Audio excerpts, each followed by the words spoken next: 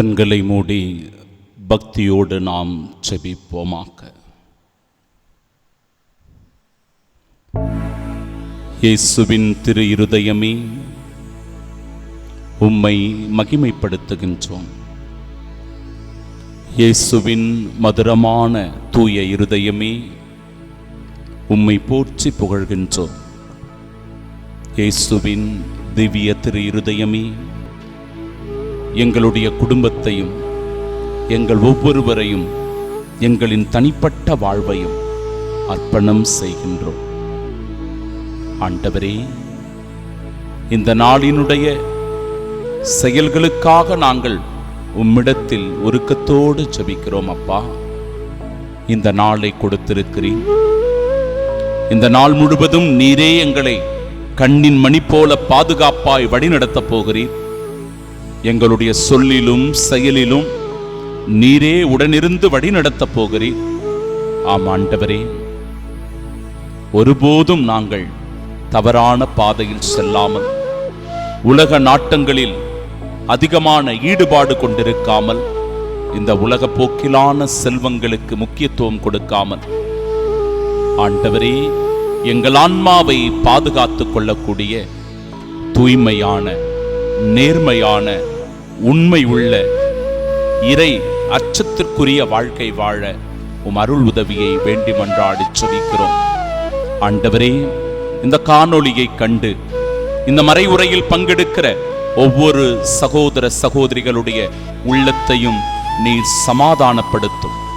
அவர்களின் உள்ளத்திற்கு அமைதியை தந்தருளும். நம்பிக்கை இழந்து சோர்வடைந்து தளர்ந்து போகிறவர்களுடைய மனதை திடமூட்டி அவர்களுக்கு உறுதியளித்து ஆண்டவரே நம்பிக்கையை கொடுத்தருளும். இதன் வழியாய் இந்த மண்ணுலகில் வாழ்கிற நாங்கள் எல்லோரும் இறை அரசை கட்டி எழுப்பக்கூடிய கருவிகளாக, உம்முடைய சாட்சிகளாய் இந்த நாளில் வாழக்கூடிய வரம் வேண்டி செபிக்கின்றோம். ஆமென்.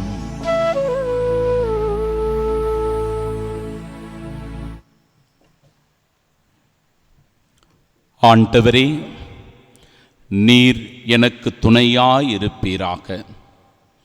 நம் ஆண்டவராகிய இயேசு கிறிஸ்துவின் அன்பும் அருளும் அமைதியும் மகிழ்ச்சியும் உங்கள் அனைவரோடும் இருப்பதாக. அன்பிற்கு பிரியமுள்ள சகோதர சகோதரிகளே, பல முறை நாம் கேள்விப்பட்டிருப்போம், பேராசை பெரும் நஷ்டம். பல முறை கேள்விப்பட்டாலும், நம்முடைய செவிகளில் இது ஒலித்தாலும், இந்த காதலை வாங்கி இந்த காதலை விட்டுடுறோம், அதை நாம் பொருட்படுத்துறது கிடையாது. இன்றைக்கு ஆண்டவர் ஒரு மிகச்சிறந்த உதாரணத்தின் வழியாக எப்படி பேராசை பெரும் நஷ்டமாய் போகிறது என்பதை அதல்லியாவினுடைய வாழ்க்கையின் வழியாக நமக்கு சொல்லி காண்பிக்கிறார். அதல்லியா என்பவர் அநியாயமாக ஒரு நாட்டை கைப்பற்றி கொள்ளுகிறார். அவளுடைய பேராசை, அவர்களுடைய அதிகாரம், பதவி வெறி, பாகாலின் மீது கொண்ட ஈடுபாடு, இதனால் அந்த அரசவையில் இருக்கிற எல்லோரையும் கொன்று போடக்கூடிய ஒரு அரக்கியாக அவள் மாறிவிடுகிறார். 6 வருடங்கள் அவர் ஆட்டம் போடுகிறார், நினைத்தபடி வாழ்கிறார். தாறுமாறான ஒரு வாழ்க்கை, எவரையும் மதிக்காமல் தன் அதிகாரத்தை துஷ்பிரயோகம் செய்கின்ற ஒரு வகையான பேராசை கொண்ட, பதவி வெறி கொண்ட பெண்மணியாக அவர் திகழ்கிறார். இப்படிப்பட்ட ஒரு சூழ்நிலையில்தான் அவளுடைய அந்த ஆட்டமெல்லாம், அந்த கொட்டமெல்லாம் ஒரே நாளில் நொறுங்கி போகிறது. அவருடைய வாழ்க்கை முடிவுக்கு வருகிறது. ஒரே நாளில் எல்லாம் முடிஞ்சு போச்சு. பிரியமானவர்களே, நம்ம பணம், பங்களா, பதவி, அதிகாரம் எதுவும் நம்மை காப்பாற்றாது.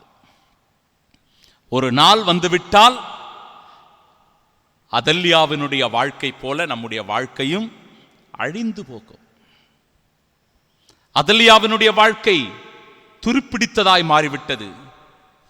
திருடன் வந்து அவருடைய வாழ்க்கையை திருடிக்கொண்டு போய்விட்டான். அவருடைய வாழ்க்கை முடிவுக்கு வந்துவிட்டது. நம்முடைய வாழ்க்கையும் கூட சில நேரங்களில் இப்படிதான் இந்த உலக நாட்டத்தின் மீது அதிகமான ஈடுபாடு கொண்டு வெறி கொண்டு நாம் அலைகின்ற போது, இந்த உலக செல்வத்தை அடைய தீராத தாகம் கொண்டிருக்கும் போது நம் மனமும் கூட இப்படிதான் பறிபோகிறது, நம்முடைய ஆன்மாவும் கூட தொலைந்து போகிறது. ஒரு உதாரணம் சொல்லுகிறேன். ஒரு பெரிய அரிசி மண்டி வைத்து தன் பிழைப்பை நடத்தி மிக பெரும் முதலாளியாக பணக்காரராக வளர்ந்த ஒருவர் கோடான கோடியாய் சம்பாதித்து சேர்த்து வைத்தார். அவருடைய வீட்டுக்கு கீழே பேஸ்மெண்ட்ல ஒரு அறையை கட்டி கட்டுக்கட்டாக பணம் அடுக்கி வைத்திருந்தார். அவர் தன்னை பெருமையாக சொல்லிக் கொள்வாராம், என் பேரனுக்கு பேரன் தலைமுறை தலைமுறையாய் எந்த விதமான பிரச்சனையும் இல்லாமல் நாங்கள் வசதியோடு வாழ முடியும் என்று சொல்லி பெருமை பேசியிருக்கிறார். 2020 ஞாபகம் இருக்கும், என்ன கொரோனா காலகட்டம். கொரோனாவால் பாதிக்கப்பட்டு திடீரென்று அவர் ஹார்ட் அட்டாக் வந்து இறந்து போயிடுறார். அரிசி மண்டி எல்லாம் மிக பெரும் ஒரு நஷ்டத்தை சந்திக்கிறது. சரி, அவ்வளவு பணம் சேர்த்து வைத்திருக்கிறாரே, நாம் எடுத்து அந்த பணத்தை எல்லாம் பயன்படுத்தலாம் என்று சொல்லி அந்த அறையை திறந்தபோது பணத்தை எடுக்க முடியவில்லை. ஏனென்றால் கரையான் அரிச்சு போய் எலியெல்லாம் கடிச்சு செல்லாத நோட்டுகள் எல்லாம் சேர்ந்து ஒரு பைசாவுக்கும் பிரயோஜனம் இல்லாத எல்லாமே வீணாய் போயிருந்தது. அன்பு சகோதர சகோதரிகளே, இந்த மண்ணுலகத்தினுடைய செல்வத்தை சேர்க்கிற வாழ்க்கை கூட இப்படிப்பட்ட ஒரு வாழ்க்கையாய் அழிந்து போகிறது. அதற்கு அதல்யா ஒரு மிக பெரும் உதாரணம்.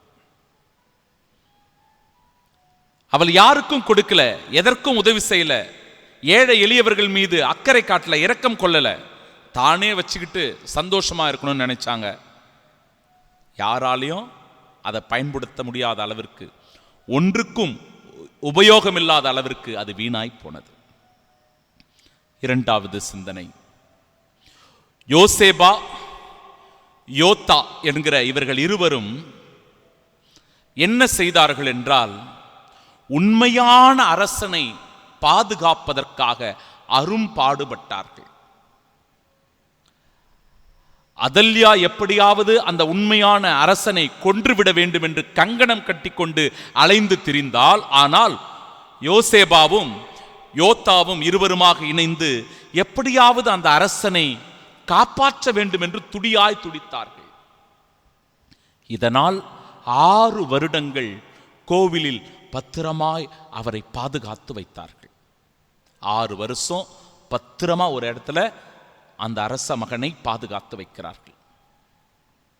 என் அன்பு சகோதர சகோதரிகளே, உன் இருதயத்தில் ஆண்டவர் இயேசு கிறிஸ்துவை பத்திரமாய் நீ பாதுகாத்து வைத்தால், இந்த உலக நாட்டத்திலிருந்து வருகின்ற தீமைகள், சாத்தானினுடைய சோதனைகள், மனிதர்கள் நமக்கு எதிராக செய்கின்ற தீவினைகள் எதுவும் நம்மை நெருங்குவதில்லை.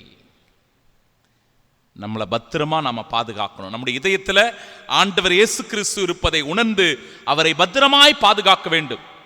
அப்படி பாதுகாத்தால் இந்த உலகம் தருகிற ஆசை, இந்த உலகம் தருகின்ற தீமையிலிருந்து நம்மை பாதுகாத்துக் கொள்ள முடியும். மூன்றாவது,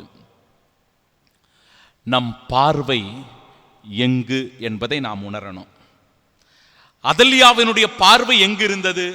அவருடைய செயல்பாடுகள் எப்படிப்பட்டதாக இருந்தது என்றால், அவருடைய பார்வை, அவருடைய கண் பணத்தின் மீது, பதவியின் மீது, அதிகாரத்தின் மீது, பாகாலின் நாட்டத்தின் மீது அதிகமாக இருந்தது. இதனால அந்த நாடே இருட்டடைந்து போய் கிடந்தது. ஆனால் யோய்தா என்கிற அந்த அரசனுடைய பார்வை எப்பேற்பட்டதாக இருந்தது என்றால், இறைவனுடைய உடன்படிக்கையின் மீது அவனுடைய பார்வை இருந்தது. அவனுடைய கண் கடவுளுடைய உடன்படிக்கையின் மேல இருந்துச்சு. அதனால அவன் வழியாக அந்த நாடே வெளிச்சத்திற்கு வந்தது. உன் கண் எதை பார்க்கிறதோ அன்பு சகோதரனே சகோதரியே, உன் கண் எதை பார்க்கிறதோ உன் இதயமும் அங்கே சென்றுவிடும். உன் இதயம் எங்கு உள்ளதோ அங்கே உன் வாழ்க்கையும் சிம்மாசனத்தில் போய் உட்காரும். இதில் ஐயம் இல்லை. 2 நண்பர்கள் ஒரு சுற்றுலா தலத்திற்கு சென்றிருந்தார்களாம். ஊட்டிக்கு போனாங்கன்னு வச்சுப்போமே. அந்த ஊட்டிக்கு போன பிறகு, ஊட்டியில் உங்களுக்கு தெரியும் இயற்கையினுடைய அழகு, எல்லா மரம் செடி கொடிகள் எல்லாவற்றையும் பார்த்து நாம அந்த மலையினுடைய அழகை ரசிக்கலாம், சில்லென்ற காற்றை ரசிக்கலாம். அங்கு நம் மீது வீசுகின்ற அந்த காற்று பனித்துளிகளை நாம் ரசிக்கலாம். இப்படியாக ஒரு நண்பன் இது எல்லாவற்றையும் ரசித்து கொண்டு மகிழ்ச்சியோடு அந்த சுற்றுலா பயணத்தை தொடர்ந்து கொண்டிருந்தான். அவனுடன் வந்த இன்னொரு நண்பன் இருந்தான். அவன் என்ன செஞ்சான்? அங்கு விற்கிற அந்த பொருட்களின் மீது அவனுடைய பார்வை எல்லாம் இருந்தது. என்னென்ன பொருள் விற்கிறாங்களோ அந்த பொருள்களை எல்லாம் அவன் பார்த்துக்கிட்டே போறான். இதை வாங்கலாமா, அதை வாங்கலாமா, இது எவ்வளவு இருக்கும், அது எவ்வளவு இருக்கும், இதன் மேலேயே அவனுடைய கண்ணு நோக்கமெல்லாம் இருந்துச்சு. இறுதியில் அந்த இரவு உறங்க போகும்போது அந்த முதல் நண்பன் சொன்னான், பா, இந்த நாள் அருமையா இருந்துச்சு, ரொம்ப நிம்மதியா இருந்துச்சு, எல்லாவற்றையும் பார்த்தேன், ரசித்தேன், கடவுளுடைய படைப்பு எவ்வளவு அருமை அப்படின்னு சொல்லி ரொம்ப சந்தோஷப்பட்டான், மன நிறைவு அடைஞ்சான். இன்னொரு நண்பன், இந்த பொருளை வாங்க முடியலையே, இந்த பொருளுடைய காசு அதிகமாக இருக்குதே, ஐயோ அதை மறந்துட்டு வந்துட்டுமே அப்படின்னு சொல்லி அவனுடைய மனம் அங்கலாய்த்தது. சகோதரனே சகோதரியே, உன் மனம் நிறைவாய் இருக்கிறதா அல்லது உன் மனதில் வெறுமை இருக்கிறதா? சிந்தித்து பார்ப்போம். இந்த நாளில் இறை வார்த்தைக்கு செவி கொடுத்து அடியெடுத்து வைப்போம். கடவுள் நம்மை ஆசிர்வதித்து வழிநடத்தி பாதுகாப்பாராக. ஆமென்.